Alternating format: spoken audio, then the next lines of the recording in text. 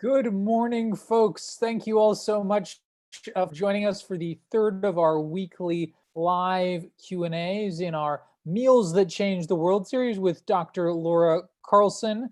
Over the next 20 minutes or so, we are going to be running through some of the wonderful questions that you sent us this week in response to Laura's third lecture, looking at the foodways of Tenochtitlan and the Aztec Empire of Montezuma.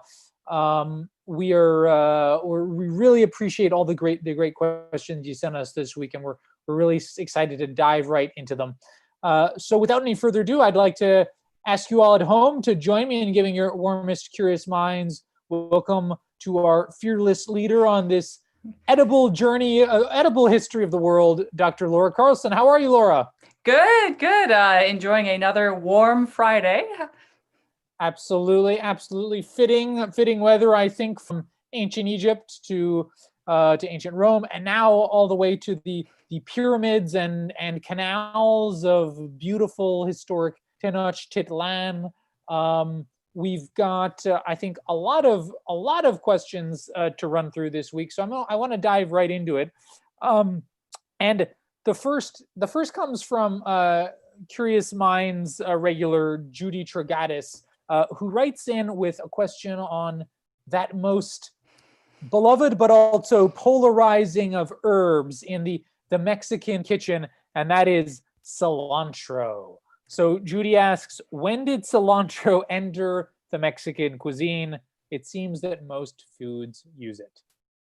And yes, you're absolutely right. Cilantro is a staple of a lot of different dishes throughout Mexican cuisine, kind of throughout the country. And it's interesting to think that something that we think of as almost a hand-in-hand staple ingredient of this entire cuisine, let's give it maybe the 1500s, but probably more likely to be the 1600s in terms of the textual evidence that we have of cilantro being in the Americas. We do know, as you suggest, as coriander. So if you know the kind of the British reference to it, and if you use coriander seeds, it's the same plant. That plant does not really arrive in the Americas until the Europeans bring it over. And so this may seem so odd to become then a staple of this cuisine, but very similarly and very inversely, we think of Italian cuisine, or at least some styles of Italian cuisine, using the tomato. And now what would Italian food be without tomato sauce? Well, similarly, what would Mexican food be without cilantro? But again, it shows that just absolutely influential and pervasive and steady exchange back and forth between the Americas and really globally, but in this case, certainly the Americas and Europe, and mostly Western Europe. In terms of where the coriander plant comes from, it is an ancient plant. We actually do have references of it being used as a herb and as a spice culinarily in ancient times. Certainly the Romans knew about it, the Greeks knew about it. We have references to it actually even in the Bible. So if you go maybe even 10,000 years ago, there is suggestions that people were using coriander or cilantro in cooking in these parts of the world. But in terms of why it necessarily made its way to the Americas, certainly Europeans who were already familiar with it, already cooking with it, brought it to the Americas, and I think just took off. The plant grew very easily. It flourished in the American climate, throughout Mexico, certainly up into North America, down into South. You have a staple ingredient of a cuisine. I wish there was a better, more significant moment that I could say Cortez introduced them to the cilantro plant, but unfortunately that's as much as we know. Right. But another interesting reminder, I think, that we think about this notion of globalization as being a modern or a contemporary phenomenon, but there's been some form of it with us throughout human history, and this is a great example of how food is one of the best illustrations of that. Absolutely. Mm-hmm. All those lovely images you shared with us this week of Tenochtitlan, or what is now Mexico City.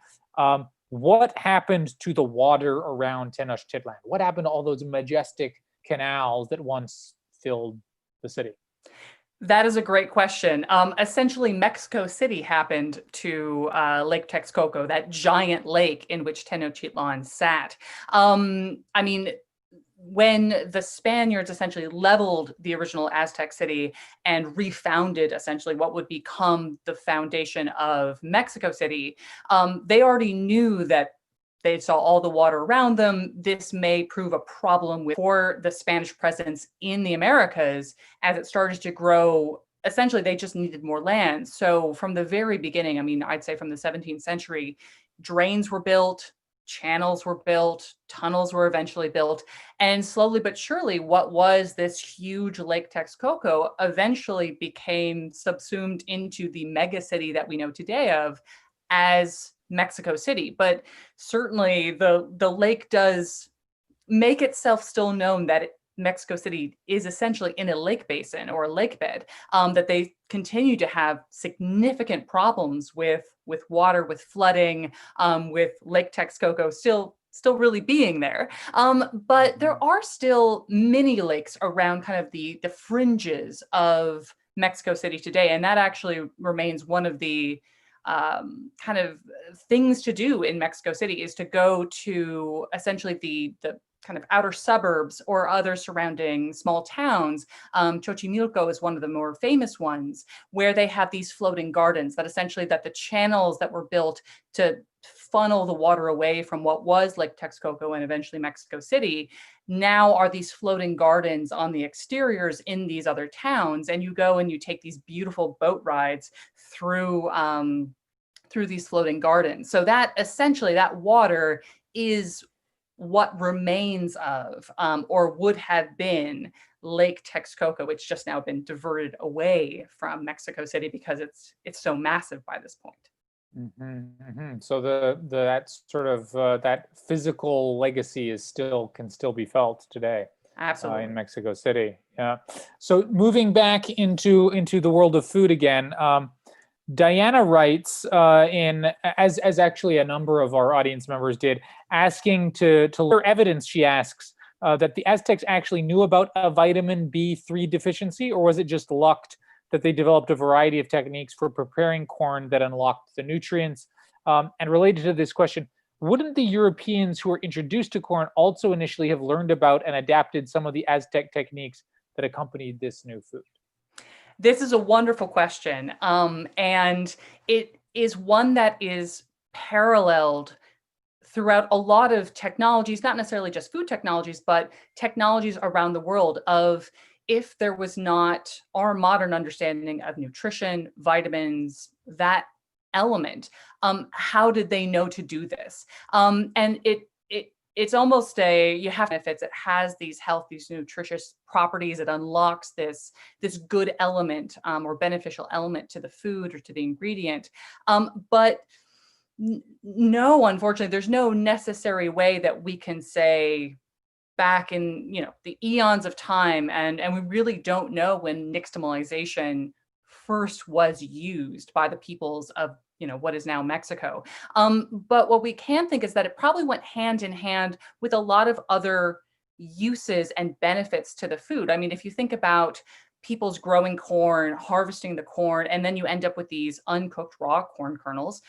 Well, what do you do with them? I mean, you can obviously grind them, you make them into cornmeal, but they are quite difficult to grind. It does take a lot of work. So it almost always ends up being one of two things of how do I make this easier for myself and how do I make this taste better? And nixtamalization actually solves both of those questions simultaneously. One is that it turns out instead of having to grind it for 6 to 8 hours just to get a little bit of cornmeal, always again by hand, so you're saving yourself some manual labor. If you just soak the corn kernels in this solution, hey, this really softens them up. This really makes it a lot easier to cook with, a lot easier to chew, a lot easier to digest. Oh, this is great. This means I don't have to spend 8 hours on the the grinder, essentially, if you will. And also, kind of soaking them in this wood ash, probably most likely, unlocks these great flavors. I mean, if you've had a corn tortilla, fresh corn tortilla, I mean, there is a wonderful just deliciousness to it that is very, very separate from the taste of just, corn on the cob. So there are these elements that we think lent themselves to a great number of peoples in the Americas saying, oh, well, this makes it easier on my life instead of having to grind it. And also it makes it taste better. We can look now back 21st century and say, well, it has these B3 elements and all of these nutritional elements, but probably it came from much more of the ease of preparing and the deliciousness. Like, why not do this if it tastes so good? Now, the second question that you asked is also fantastic because, yes, why wouldn't the Europeans pay attention to this, what we can understand to be a critical component of, if you want to have the nutritious or all the nutritious elements of eating corn, wouldn't you pay attention to a fairly simple process of just soaking the corn in this solution? And that way you don't have to worry about pellagra or all these other deficiencies from kind of the lack of vitamins. Well, it does seem like the Europeans did not like to take any advice from really anyone except themselves, because they did take the corn back, but apparently just took the ingredient, decided not to pay attention to anything that the peoples of the Americas were doing with it. Planted it in the ground, seemed to grow fine. Why do we need to pay attention to them anymore? But almost immediately, we do have these accounts of, particularly in Italy, but we do see it in France and other places, that they did start to grow corn after this exchange between Europe and the Americas, of people developing these serious deficiencies. And that even gives us the name that we use to refer to this deficiency, pellagra. It simply in Italian means souring of the skin, because if you think of the Italian love of polenta and whatnot, I mean, corn really did become a really large part of a lot of Italian cuisine. But again, cornmeal is not nixtamalized. So when you had a population, particularly, say, of the lower and middle socioeconomic class, that they were reliant on this ingredient that grew very well, sometimes composed a huge proportion of their diet, they started getting all of these other side effects. And that's the other thing we have to remember, is that if you have unnixtamalized corn, it doesn't mean that you are going to develop pellagra. It simply means that when you're not getting B3 from other ingredients like fresh meat, vegetables, all these other things, that's when you run into problems. It's when your diet is entirely, or a majority, 70, 80% of what you're eating is just unnixtamalized corn. That's when pellagra really, has these problems. If you have access to a diverse diet, you don't really need to worry about it. I mean, that's why you can have, polenta to your heart's content if you have, access to these other elements in your diet. But it's when, perhaps through economic reasons, there's famine on, you cannot afford to have a more diverse diet. That's when you really have to worry about it. So we even have accounts of pellagra popping up in the United States in the late 19th, early 20th century, because a lot of the people there, they were eating grits, they were eating cornmeal, they were eating all these things because corn grew so well, but that's all they could afford. And so that's where the problem comes in. Mm-hmm. Really interesting question from Miran and Mary Malecki up in North York, asking about another sort of exchange of food folkways across cultures here, which is the impact of the Moorish culture, and its ruling of the Iberian Peninsula in the centuries prior to Cortez's conquest of the Aztecs. Can you comment on the, this is a big topic, but I trained as a medieval historian and actually focused on the Iberian Peninsula for a lot of my research. And so this question really gets to the heart of so much of what I love about that period of looking at the influence of cuisine through culture and the interaction of these cultures over time and space.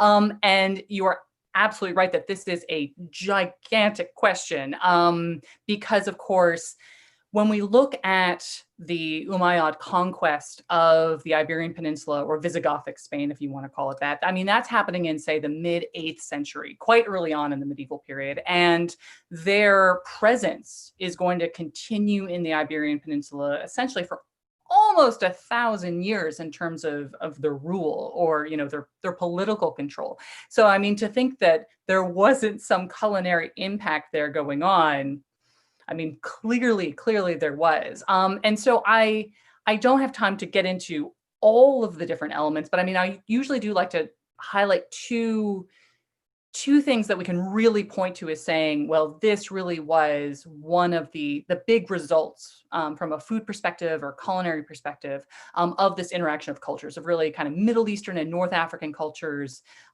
with the Iberian Peninsula or with Hispania.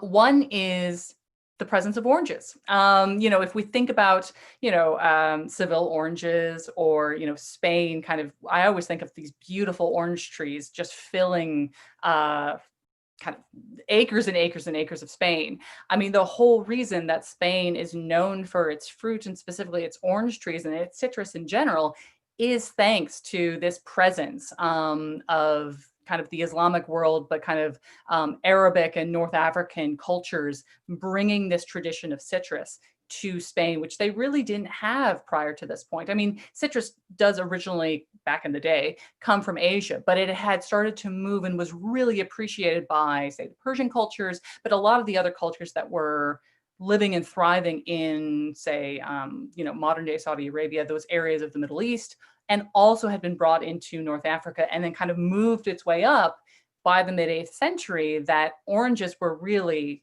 a delicacy. I mean, they were really valued by these cultures, in the Eastern Mediterranean. And that is something they certainly implanted in Spain, because they found that, a lot of citrus, particularly oranges, grew so well in Spain. So that association, absolutely, we can see as being a direct impact, or at least a direct chain.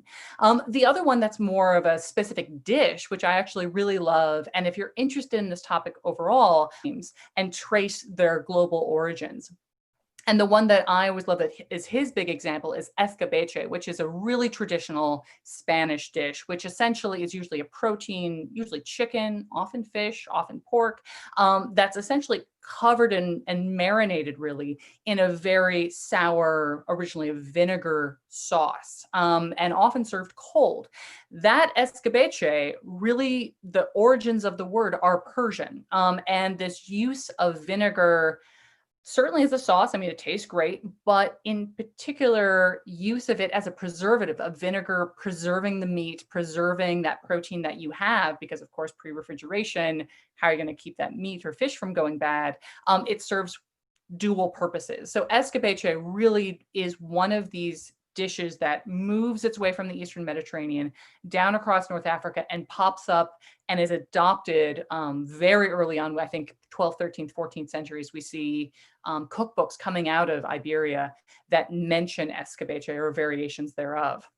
And you can even trace it kind of hopping over into the New World, or the Americas, of it perhaps being a distant relative of ceviche, that there's some linguistic connections there, at least in terms of the use of lime juice, or kind of that acidic agent to preserve a protein, in that case, fish. But yeah, you can almost trace it all over the world just through one dish. But I highly recommend, if you're interested in this from a linguistic perspective, obviously he goes into more than just this influence on Spain, but kind of global connections of food, and the history of these dishes through language. That book, The Language of Food, is really, really a good one.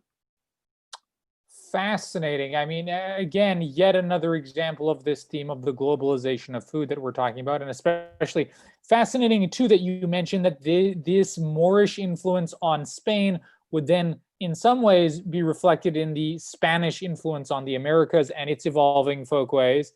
And just a sidebar, it gets me thinking about the iconic, what's considered one of the sort of iconic dishes of contemporary Mexican cuisine, which is tacos al pastor, which can be dated back to the influence of Lebanese immigrants to Mexico, and their of sort of Middle Eastern through Spain to the New World influence we can trace here. So just fascinating material here.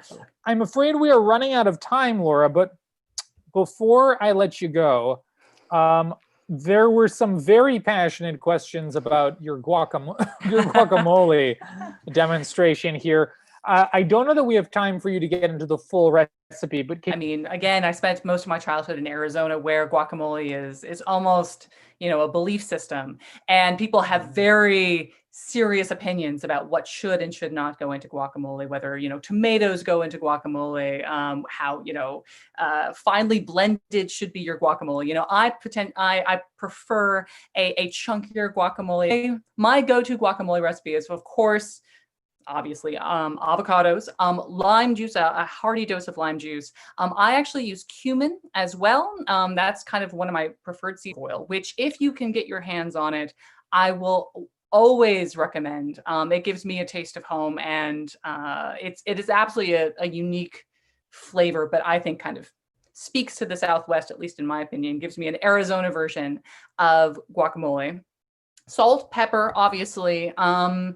Let's see, anything else that would go in? Obviously, cilantro, if you have it. Fresh cilantro, I do not recommend coriander seeds. I know some people that attempted to kind of get some ground coriander seeds in there. I don't think it gives you the same. You want that fresh hit of cilantro.